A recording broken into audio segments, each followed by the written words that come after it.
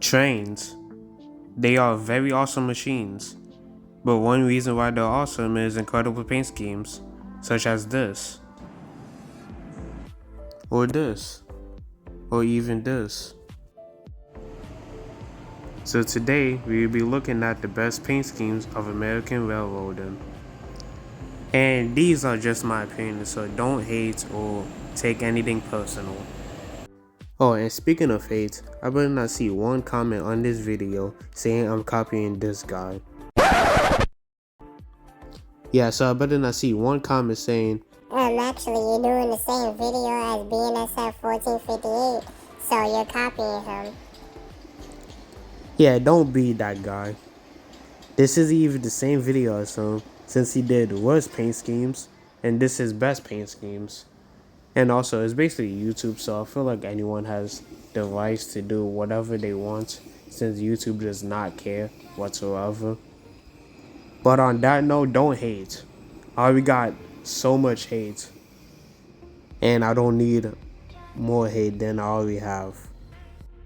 Well, you guys saw the title, so let's get started.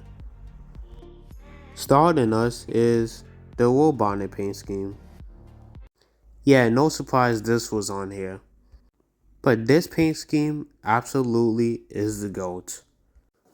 I can't really say anything else other than this paint scheme is just very sick. It even looks better when it's new, cause Ugh. Brother, ugh. Yeah, if you're a West Coast Rail fan, you definitely hate these Asian wool bonnets, since they turn into freaking pink bonnets. Overall, this is just one of the best. And sadly, it had to come to an end because this garbage ruined it. And you wanna know what else they ruined? Burlington Northern Executive SC70 Max. I really hope BNSF doesn't make a hash in it of this, cause this paint scheme can only fit the SC70 Max. And this variant of the SC70 Max is probably my favorite. I really love how it's accurate to Burlington Northern, keeping the number on the shell and the logo under the windshield. Plus the Burlington and Northern logo on the nose really adds some detail. It's a shame most of these aren't around anymore. I would prefer this BNSF Executive over this. It doesn't even have a, you know what, never mind. Overall, this paint scheme slaps. And I just wish BNSF didn't have to ruin this. But one thing I will say that went well for BNSF is H1. This beats all the other BNSF paint schemes combined. This is also known as the Great Northern paint scheme. And this fits very well with the Dash 9, plus some of the EMDs. And it's a real shame how these are also going away. It wouldn't actually be bad to see a H1 Gvo. And it's a real shame how you can only find these on mostly Dash 9s. BNSF had SD60Ms in this paint scheme, but now those are gone. Either in H4 or in Burlington Northern paints. And as seen here on 1474. They call this the Great Pumpkin. But sadly, it is stored. But you can't just not hate these paint schemes. It is just very bizarre and fits the early days of BNSF. Moving on. And we have the Chessie System. This, in my opinion, is the best paint scheme on here. The mixture of the best colors. The way they designed this plus the logo is just extremely incredible. You got blue on the top, orange stripes, and gold. Not to mention you got a cat on the nose for the logo. It's railroads like this that deserve way more respect. And this logo looks very good on the GEs. since the GE has a square nose and the EMDs have a round nose. Overall, this paint scheme is just fire. I love it and I just can't say anything else. And of course, this paint scheme has to be ruined too because CSX is too lazy to paint the whole freaking unit. Like seriously, why can't you paint the whole unit? First off, the Chessie cat is supposed to be at front, not back. Second, the lettering is way too small. Like I honestly don't see how people form over this.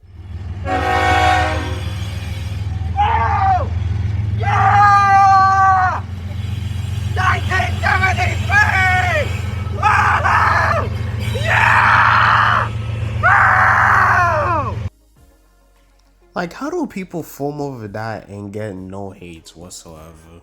It's a disgrace to the cat railroad, and like what? Like, there's nothing interesting about it. It's just CSX being stupid with that stupid fade. No hate to the people forming over it, but like, come on. There's way more interesting stuff than that piece of crap. And then I'm the one getting hated for forming for horn shows.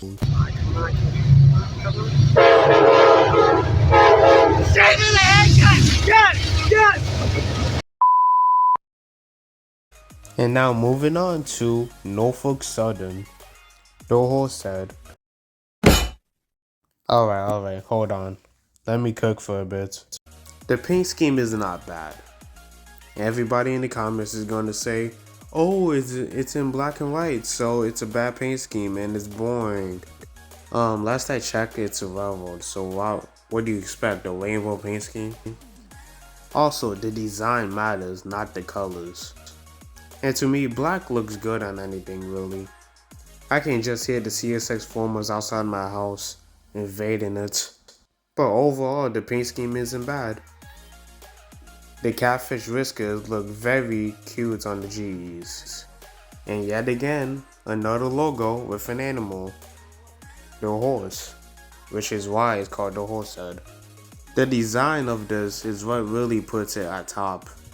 So I don't care what y'all CSX formers say, this paint scheme is great.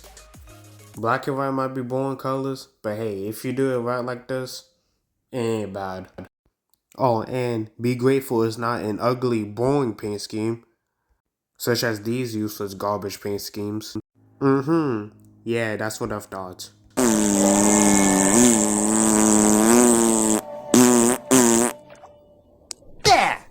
I think I made my point. Moving on to Kansas City Southern Belle paint scheme. This is without a doubt the best class 1 paint scheme out there. Perfect colors and design. And the railroad isn't bad either. It's a real shame how I never got to see any of these. And now with the stupid merger, they're becoming gone. So pray for me to see one at least, or get it on camera. The only good thing about the merger I can say is that more KCS power is now on normal CP trains, and CP trains or locomotives is on KCS trains, such as in the South. Our next paint scheme is Amtrak Pepsi can. The Amtrak P42 DC 160 supports this paint scheme as a hairnet for the 50th anniversary. This was also found on the Amtrak Dash 8. And now, no Dash 8 supports this paint scheme. Honestly, Amtrak 160 might be my favorite hairnet because of this paint scheme. The colors silver, white, blue, and red really do good. And that design on the Dash 8 was amazing. I kinda prefer on the Dash 8 than the P42 here, but oh well. Whoever had this idea of a paint scheme was really a legend. Moving on. Now we have Metro North's beach ball paint scheme. Pretty similar to the previous one, but the stripes are different. When Metro North first released this and I caught this in Riverdale, I was already in love. The silver, blue, and red all match up perfectly, and Metro North itself did an awesome job with the hairnets back in 2023.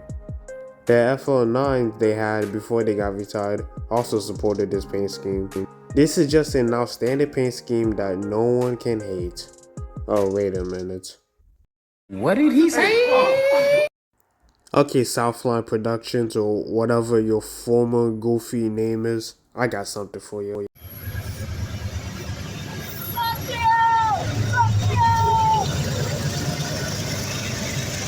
Go cry about it, and here's the next paint scheme. Here's New York Central Lightning Stripe paint scheme. This, in my opinion, is the best New York Central paint scheme. Hey, what do you know? Much no fascination of this paint scheme. What a W.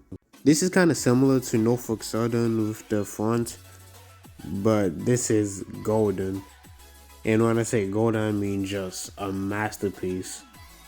You can actually see why it's called the lightning stripe, since there's a lightning stripe, lightning bolt in like the middle of the locomotive. And then you got the stripes at the front. Plus the colors go very well with this. So overall, this is sick. Wrapping things up, we have our last paint scheme for the video, and that is Canadian National. I feel like I don't need to say anything, cause this is just absolute awesome paint scheme for a class 1. 3 different colors designed perfectly. A small nitpick I will say about this is that if you see on older locomotives such as these ST75Is and older GVOs and older M-2s, you will notice it started to become pink and not red, similar to our case with the Santa Fe warbonnets. But overall, I love it. And this is gonna conclude this video. Credit to the respectful owners of the videos and photos. Like and subscribe for more videos like these, and I will see you in the next one. Thank you.